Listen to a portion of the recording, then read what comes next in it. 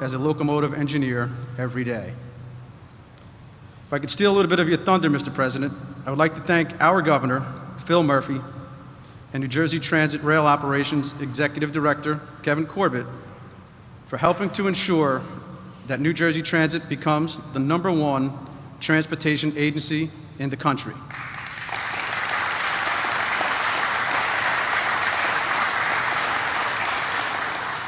I would also be remiss if I didn't thank my Congressman, Tom Malinowski, for his role in the bipartisan infrastructure bill.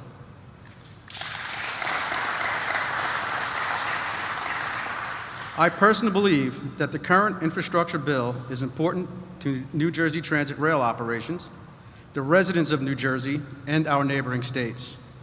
The funding would rebuild and modernize our aging transportation network. The rehabilitation of our system will help to preserve and create new railroad jobs. Thank you, President Biden.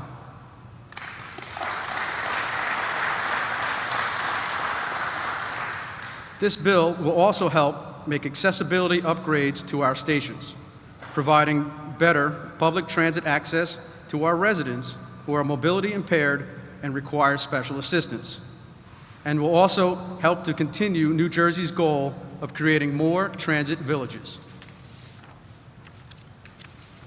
The expanding of the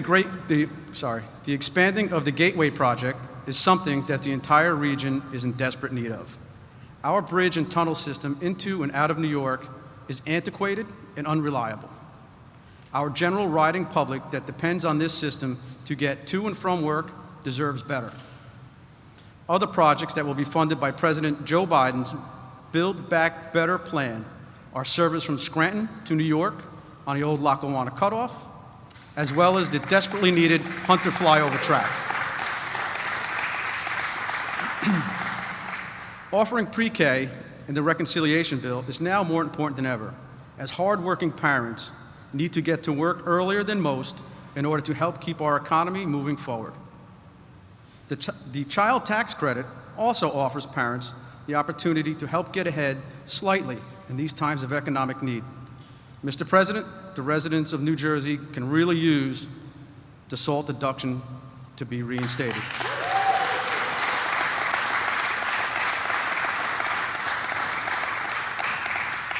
Lastly, Mr. President, we feel that the Paid Family Medical Leave Act is vital to help working families secure a place in the workforce in their time of need, to care for a sick child, spouse, or family member without having to worry about losing pay or if their job will still be there because of having to render bona fide assistance to a family member, or if the unfortunate circumstance arrives that they themselves need medical assistance. It is now my time to introduce to you the Transportation President of the United States of America, Joe Biden.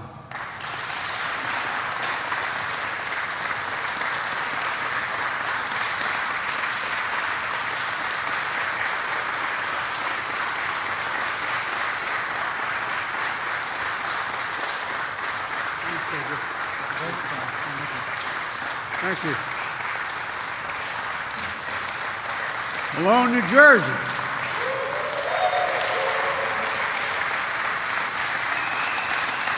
Thank you. Lieutenant Commander Jackie Thurl. Well, Governor Murphy, so many of the national challenges we're confronting are areas where you're already leading. And that's not hyperbole. Whether it's making health care or preschool or college more affordable, providing paid family leave, replacing lead in pipes and protecting public health. So thanks for showing the way, pal. Thanks for showing the way. It's also good to meet my old friend, a lot of my friends in Congress, but Bill, you and I have been doing this a long time, pal. Thanks for the passport back in New Jersey in your district. And Josh Gottheimer has been the best go-between I've had trying to get all this done, whether it's the Build Back Better portion or the infrastructure portion. And Tom Malinowski's done a hell of a job, and Don Payne and Frank Pallone. I keep telling Frank, I remind him, we've been doing things together a long time. I know Delaware's small. I know how important New Jersey is. But Delaware owns the Delaware River up to the high water mark in New Jersey. So you know what I mean? And one of my favorite members of Congress who I campaigned for, and she won in spite of it, Mikey Sherrill, Lieutenant Commander of the United States Navy, naval graduate, Georgetown Law, incredible person. And I want to acknowledge both Senator Booker and Menendez, who represent you so well in Washington. They're down there trying to get this all moving. I'm here today to talk about what's fundamentally at stake for the families of New Jersey, the whole region here, and for our country. For most of the 20th century, we led the world by a significant margin. Not just led the world by a significant margin, because we invested in ourselves, we invested in our people. Not only in our roads and our highways and our bridges, but in our people, in our families. We're among the first to provide access to free education, 12 years of free education for anyone who was an American, beginning back in the late 1800s and the early 1900s. And that decision to invest in our children and our families was a major part why we were able to lead the world for so much of the 20th century. But somewhere along the way, we took our eyes off the ball. Our infrastructure used to be the best in the world, not hyperbole, the best in the world. Today, according to the World Economic Forum, we rank 13th in the world. 12 other nations have superior infrastructure to us, and China has trains that go 230 miles an hour for long distances, and we got money to do that back in the administration of Barack Obama and Joe Biden, and you had a Republican governor who didn't want any parts of it. We used to lead the world in educational achievement. Now the Organization for Economic Cooperation and Development ranks America 35 out of 37 countries when it comes to investing in early childhood education and care. 35 out of 37. We cannot be competitive in the 21st century global economy if we continue to slide. My wife, who's a community college professor, says, any nation that out-educates us will out-compete us. Say it again, any nation that out-educates us will out-compete us. And that's a fact. That's why I resolve that we have to once again build America from the bottom up and the middle out. I've never seen a time in American history when the middle class did well, the wealthy didn't do very well. But I'm tired of trickle down. Trickle down hadn't worked so much for the last 15 years for working class and middle class folks. That's why I propose two critical pieces of legislation being debated back in Washington right now. These bills are not about left versus right or moderate versus progressive or anything that pits one American against another. These bills are about competitiveness versus complacency. Competitiveness versus complacency. They're about expanding opportunity, not opportunity denied. They're about leading the world or continuing to let the world pass us by. First, the infrastructure bill.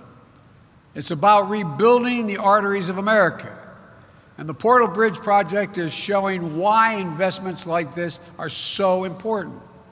When the Portal Bridge was built, it was state of the art, and it really was.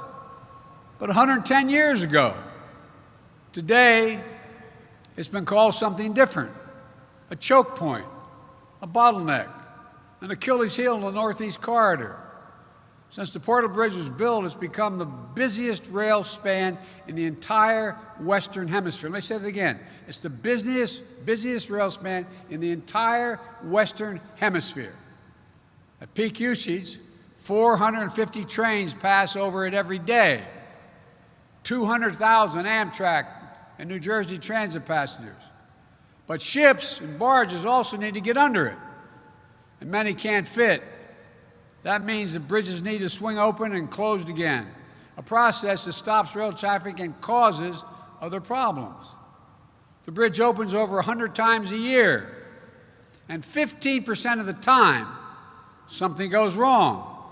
15% of the time. For example, if the rails don't lock back in place exactly right, the bridge closes. And sometimes, you know what fixes it? In the 21st century, a sledgehammer.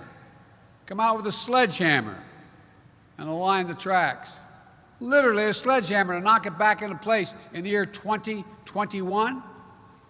One report a couple years ago found that the Portal Bridge was particularly responsible for 2,000 hours of delays between 2014 and 2018. Know the little expression, time is money. As one computer said, if you're on the train and they say Portal Bridge, you know you better make other plans. Aging infrastructure like this is more than an inconvenience or a nuisance. It's an impediment to America's global competitiveness. We're in a worldwide race. Things have changed. Take a look. That's why what's happening right now is so important. Today, we're moving forward on a new bridge that will be higher over the water, so it won't need to open and close, allow us to increase speed, safety, and efficiency, and capacity. This is going to make life a lot better for New Jersey's commuters. It's also going to create nearly 8,000 construction jobs in this area alone, this area's workers. 8,000. Union jobs. Union. It was pointed out to me not long ago that I said I'm a union president, that I apparently used, someone calculated, I used the word union more than the last 7 presidents combined. Because guess what? It's a decent wage. It's about to make rail transportation, which is a cleaner, greener way to travel, the better choice for a lot of New Jersey residents, but not just New Jersey, everybody up and down the East Coast.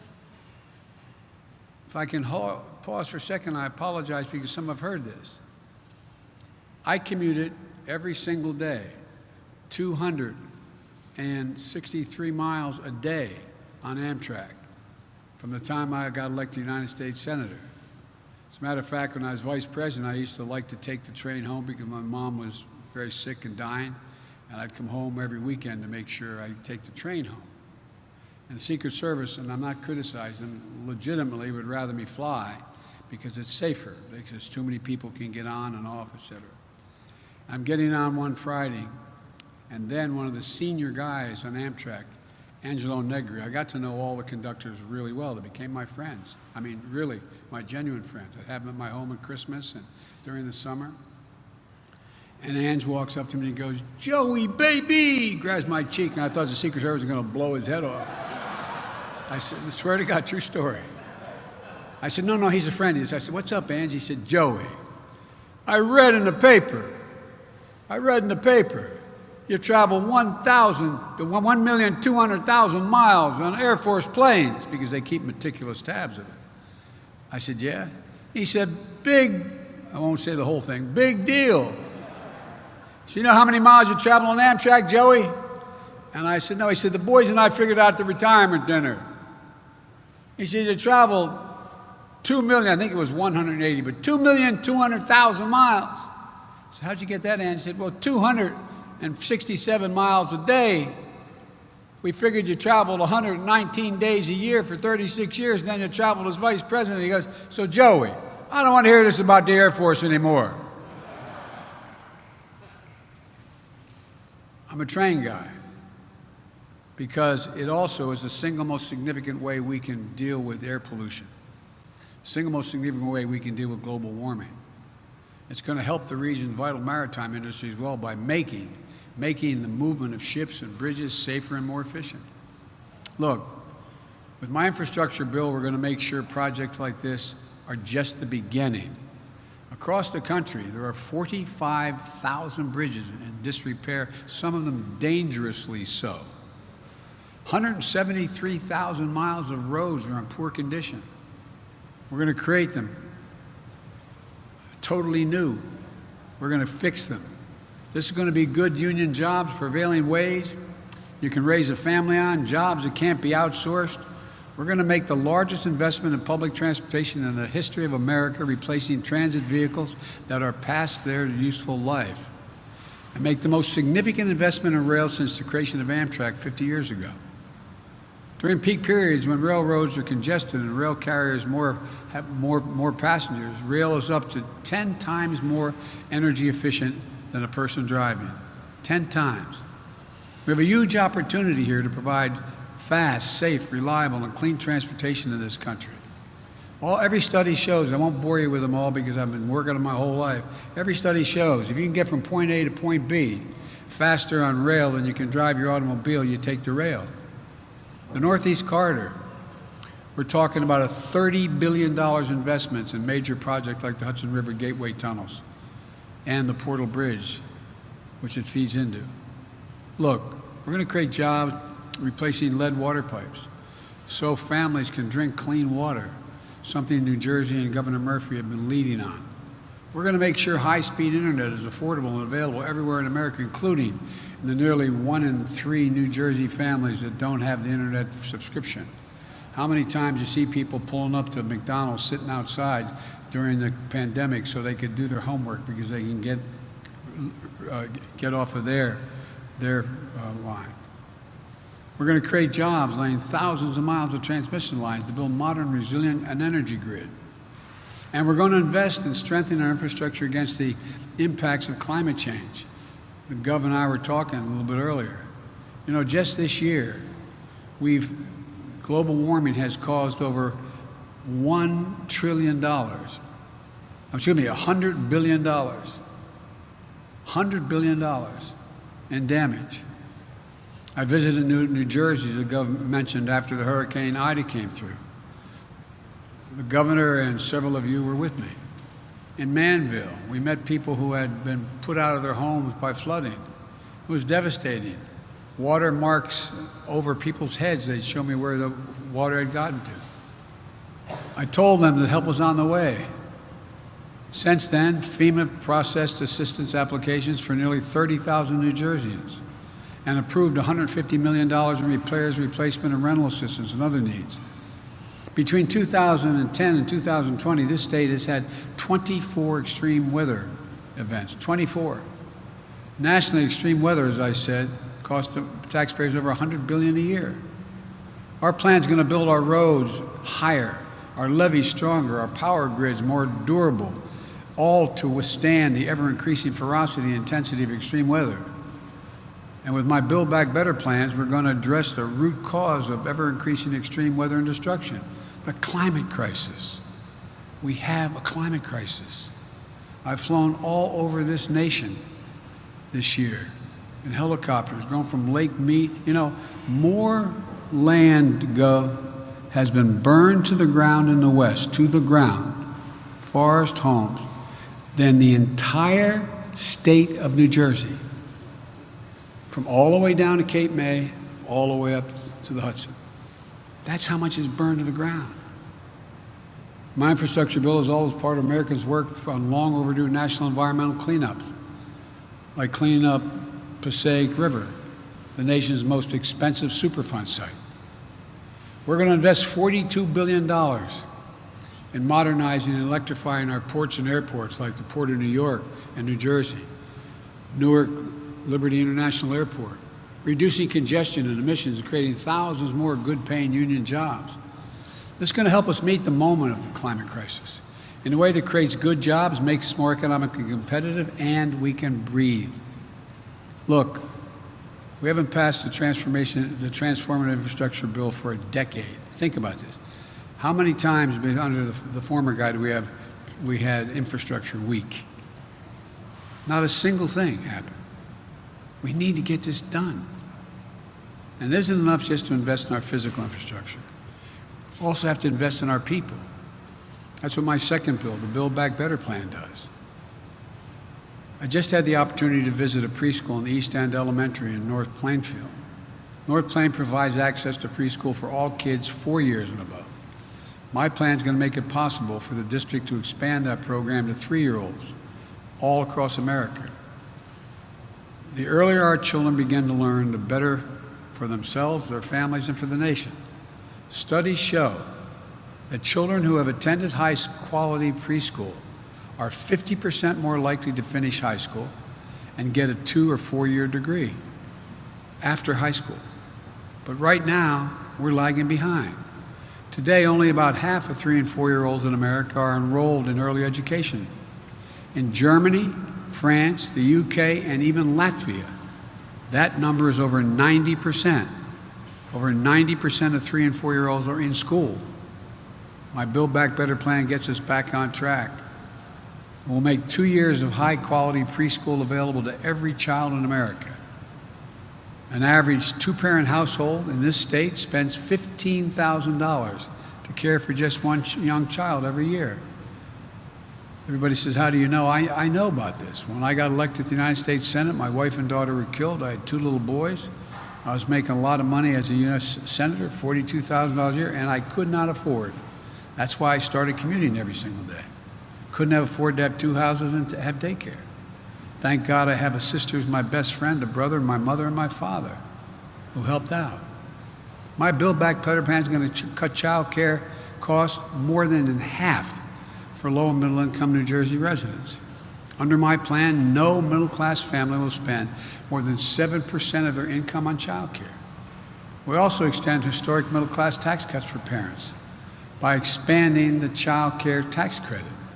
Everybody talks about children, and Josh has heard me say it. I view it as a tax cut for middle-class families. A tax cut.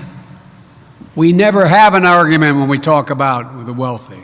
This is a tax cut. It changes the lives of the American people. As many people here in New Jersey understand, it means you get $300 a month for every child under the age of 6 and $250 for a child between 6 and 17. That money is already a life changer for so many working families. It's projected to cut child poverty in New Jersey by 36%. These bills are going to change the lives of millions of people in the areas and hundreds of millions of people across the country for better and for years to come. So everyone here today, especially Governor Murphy and other dedicated officials here today, thank you for showing us what's possible. Because when we make these investments, there's going to be no stopping America. We will own the future. This initiative is about betting on America, about believing in America, about believing in the American people. If you look at the history of the journey of this nation, what becomes clear is this. Given half a chance, the American people have never, ever, ever let their country down. So let's get this done. Let's move. Folks, we have the most talented workforce in the world. What are we doing? What in God's name are we doing? And by the way, you hear these numbers, 3.5 trillion or 1.75 trillion? We pay for it all. It doesn't increase the deficit 1 single cent. So let's get to work. Let's put people to work. And let's once again reestablish America as the most advanced country in the world. God bless our America, and God bless our troops. Thank you, thank you, thank you.